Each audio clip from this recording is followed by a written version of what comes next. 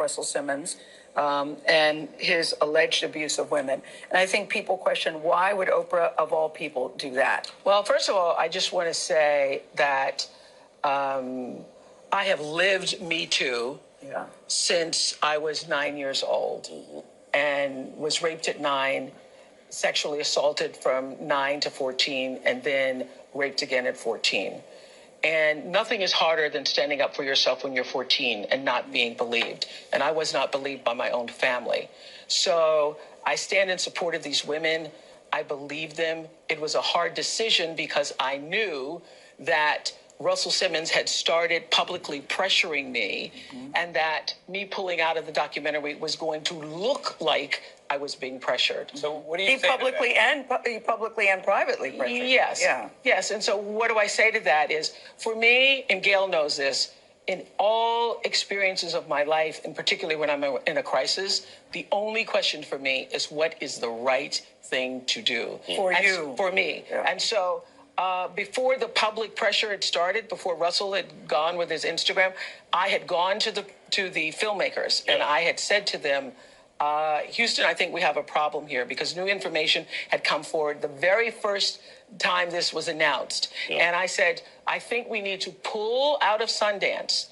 And if we can't pull out of Sundance, I'm going to have to take my name off. I don't want to have to take my name off because it's going to be a big hullabaloo. But you said pull out of Sundance so we can get it right. Yeah, pull out of Sundance because I don't care about awards. I don't care. I just care about getting it right. And I think there's some inconsistencies in the stories that we need to look at. Russell Simmons has first of all, he's denied all of the allegations vigorously. Yeah. You again have said that you unequivocally support these women. Yes. Why are you making it a point to say that, even though you're withdrawing from the... Because I believe that the women's voices deserve to be heard. And as an executive producer, I also was in a position where I thought some things were not right. I wanted the context of the story to be broadened. I wanted more women brought into the story. And I will say this, that I thought Michelle Miller's story last week with 3 of the women, one of the women had just been added, Alexia Norton Strong, I think is her name. And I had asked that more women be added. When you see the documentary, which I do hope people will see the documentary, I felt that story needed to be broadened. One of the things I said to the producers is, I don't think that deserves to just be a soundbite. And I can honestly say that I learned more about Alexia Norton Strong in Michelle Miller's story than I did in the doc. So I was asking for changes. And let me just say this. I've been an executive producer since the beginning of the Oprah show. And there were many times when people are saying, what's the timeline? Until the thing is on the screen, you have the right to change your mind and make changes. And I remember many times on the show, particularly there was a Columbine story we were going to run for the 10th anniversary. And the night before, I pulled it because something about it didn't feel right. And I thought, we are going to cause more school shootings if we... So Oprah pulls out of the Russell Simmons documentary. And of course, Russell and 50 Cent and a few people called her out about attacking black men. Now, this is coming off of her doing the Michael Jackson doc last year. Was, like I say, creeped me the fuck out. I only got through 45 minutes of the first episode. I just couldn't stomach it. Now, she says that there's some fraudulent, there's some loose holes in this story, and that's probably some lack of credibility, because some of the stuff, even though she says that she lived Me Too and she was raped and she believes, most of these women. And I get that, because there was a point in society where women were not believed when they said they were raped. But now it's become a full 180, and women are given the benefit of the doubt. And a lot of these women are not being raped and are still being believed. Years ago, the only woman who necessarily got that benefit of the doubt was a white woman. So she has a point when it comes to that. But with it being said, some of these women are lying and just want a quick buck and just want to see motherfuckers go to jail.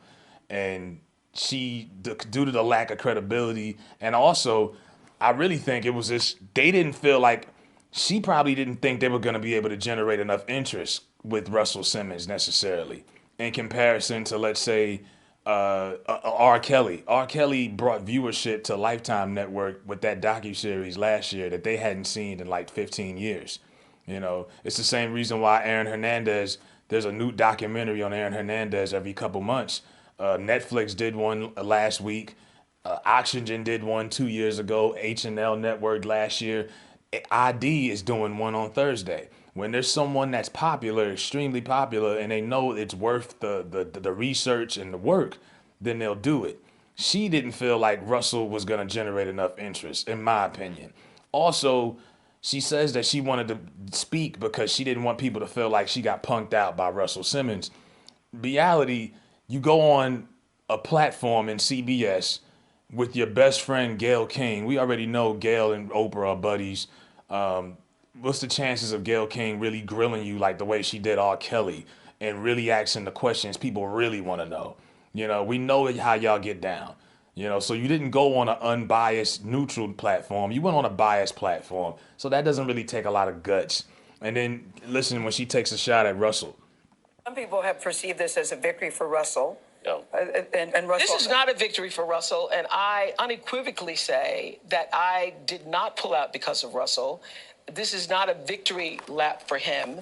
I cannot be silenced by a Russell Simmons after all I've been through. And also, I spent 3 years on trial trying to protect the girls at my school who had accused a dorm parent of sexual assault. 3 years on trial, and nobody believed them. But Oprah, it struck me as odd that some would accuse you of not standing up for women and black women in particular. I know, it's ridiculous. To me, that is ridiculous, and also ridiculous to think that I could be intimidated by Russell Simmons. Yeah. Or anyone. I don't think anyone, not at this point. I'm about to turn 66. Okay. So yeah, she had to be petty and say that. Now, part of it is because Russell's alive and he can actually sue. Mike Jackson, rest in peace. Michael Jackson wasn't here to cover his name, let alone sue, and his family didn't do anything about it either. So that's another reason why Oprah probably pulled the fuck out. But I mean, I've never heard anybody question her defending black women. As far as the thing is, why is she constantly attacking black men? That's the question that they failed to fucking, ask her. And of course, on a platform like that with her best friend, that you knew that question wasn't going to get asked, So I would have loved to see Oprah. Really, what takes guts is for you to go on someone's show who's willing to ask people what the elephant in the room, what we really want to know, And Oprah knows niggas think she's a sellout. This ain't nothing new. I remember when she had her show and she told black people we need to stop using slavery as an excuse, like niggas couldn't read a book for 200 years. Okay.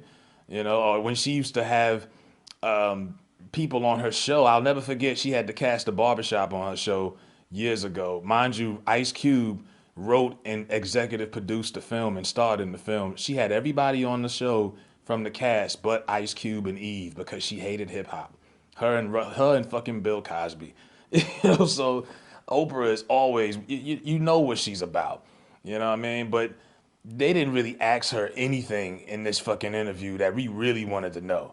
And I don't think all of the shit she was saying was factual. Russell could have sued, and you knew a lot of this information was fucking false. So trust me, if Oprah could find somebody else to do a doc, which she will, she'll do it. Now, a lot of people are like, why Weinstein hasn't had a doc? It's a good question.